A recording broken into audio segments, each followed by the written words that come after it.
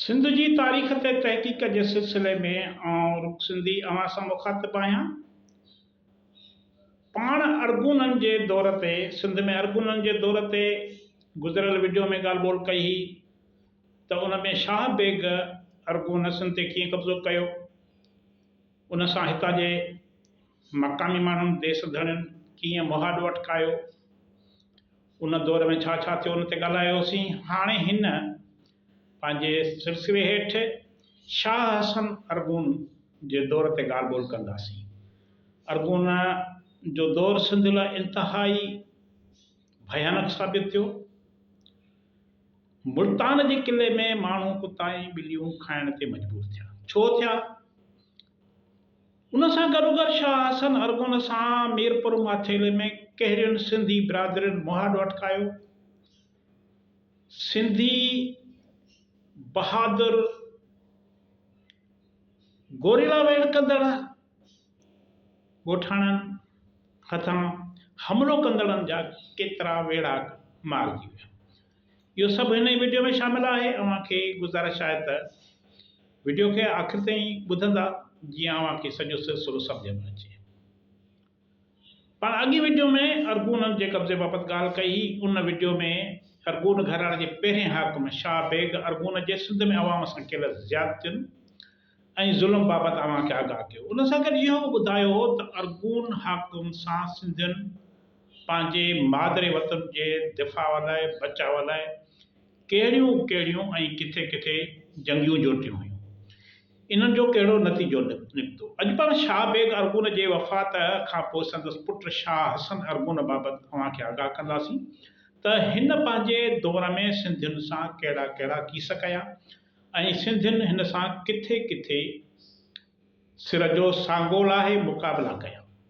तव्हां दोस्तनि खे इहो ॿुधाईंदो हलिजे त हिननि वीलाग्स पेश करण जो मक़सदु बादशाहनि जी सनाख़्वानी करणु न आहे, न वरी संदन ॼमण ऐं मरण जूं तारीख़ूं बयानु करणियूं आहिनि, न वरी संदन हुकूमतुनि जा साल, शादियुनि, इश्क मुआशिक़े जा दास्तान ॿुधाइणा आहिनि, पर इहो ॿुधाइणो आहे त अवाम उन्हनि ॿाहिरियनि हमले आवरनि सां कीअं इंतिहाई सूरियाही ऐं बेडरपाई सां मुक़ाबिला कया।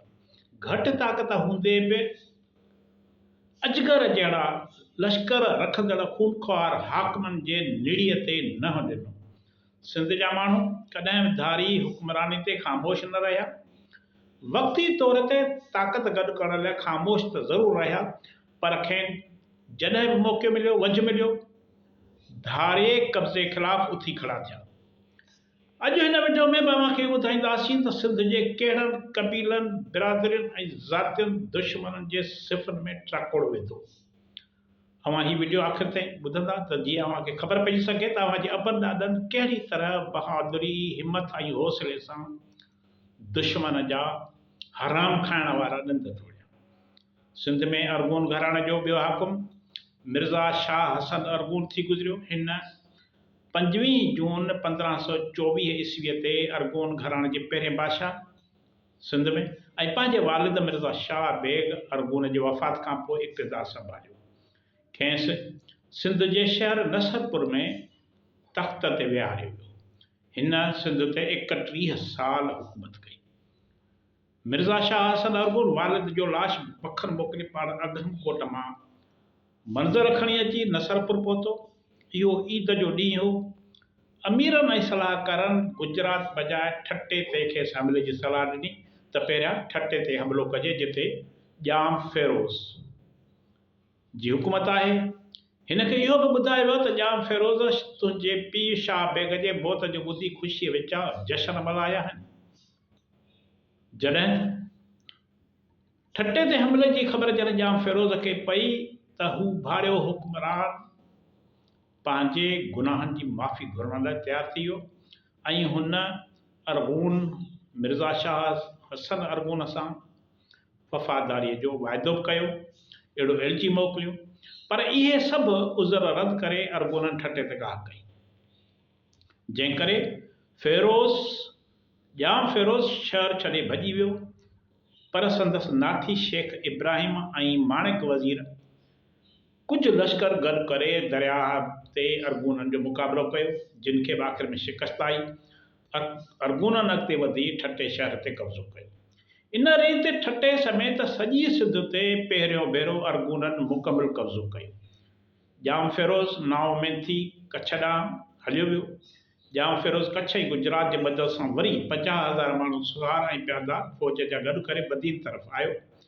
हुन चाचक ऐं राहमूं ॻोठ वटि जंग लाइ सफ़ूं सिधियूं कयूं। हीअ ख़बर जॾहिं ठटे पहुती त अरगूननि में परेशानी पइजी वई, थरथलो मची वियो।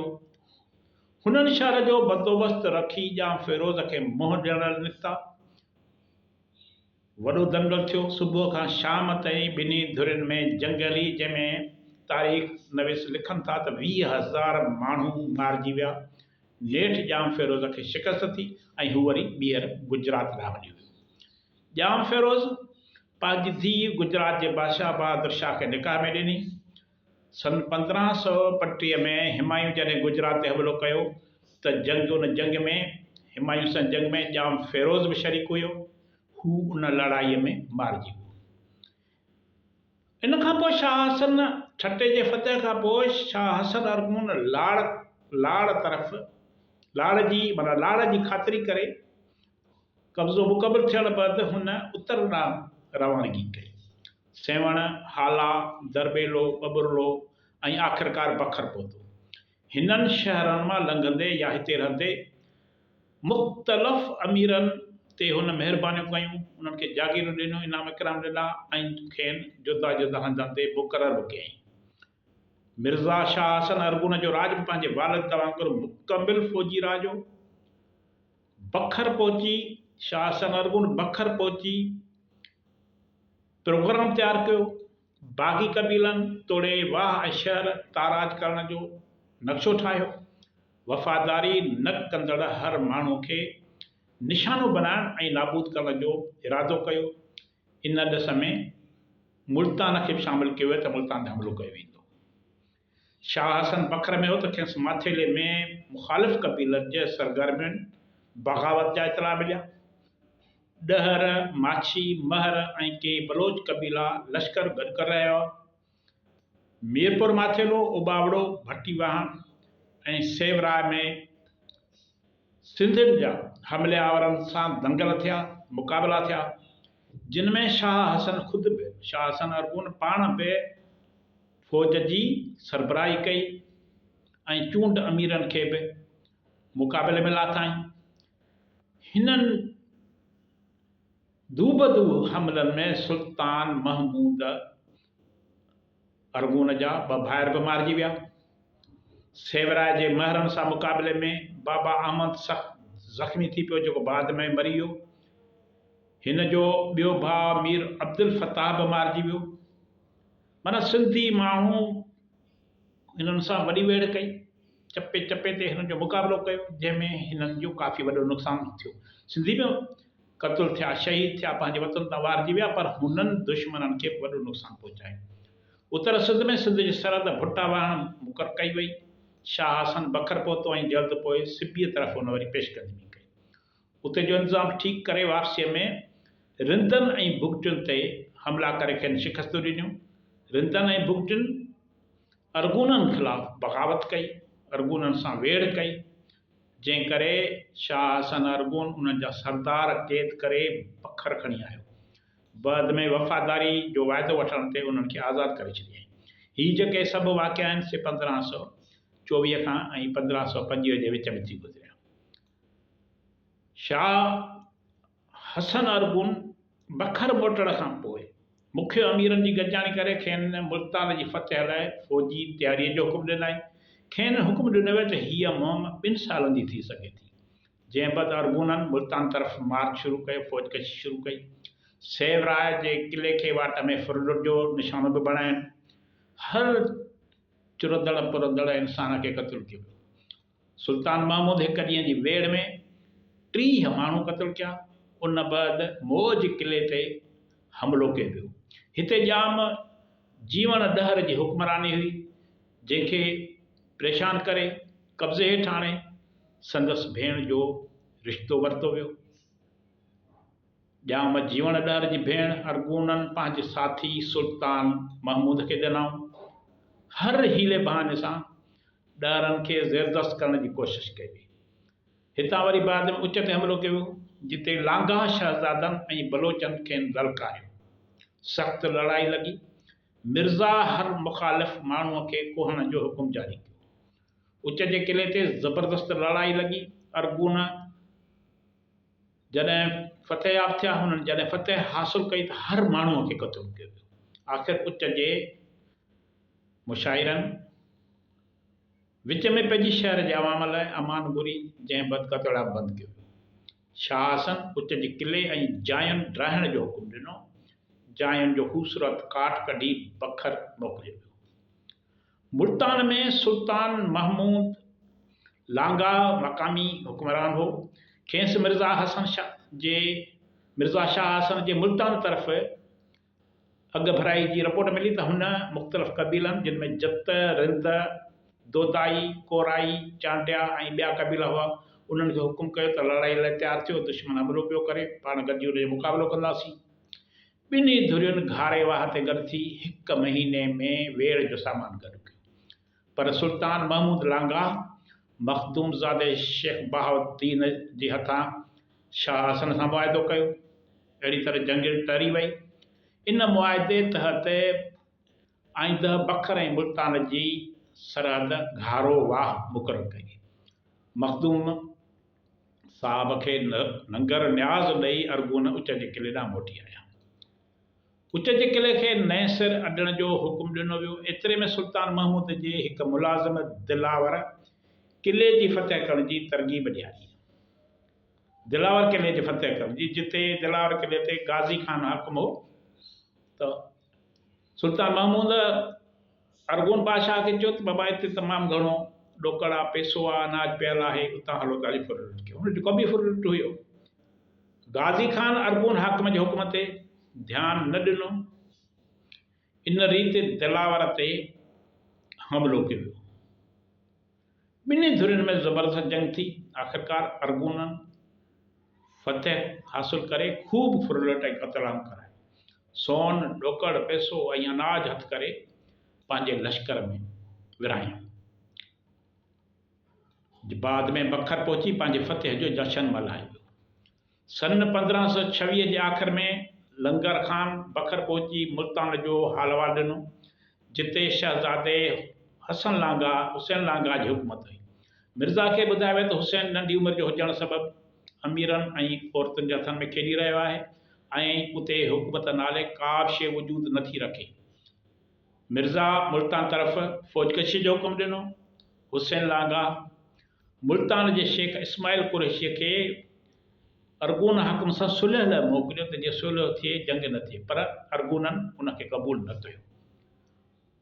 हुसैन लांगा वरी बि मुख़्तलिफ़ तरीक़नि सां ठाह जी कोशिश कई, पर खेसि कामयाबी न थी। अरगूननि फ़ौजकशी करे मुल्तान जे किले जो घेरो करे वरितो। ही मुहासिरो 1 साल ताईं, किले जो घेरो जेको 1 साल ताईं जारी रहे। तमामु वॾो अरसो आहे त हिकिड़े माण्हू अंदरि किले में हुजनि, ॿिया ॿाहिरि उन्हनि ते वेठा हुजनि। इन सबबि मुल्तान वासियुनि जी हालत, किले में मौजूदु जेके मुल्तान वासी, उन जी हालत तमामु ख़राबु थी वई।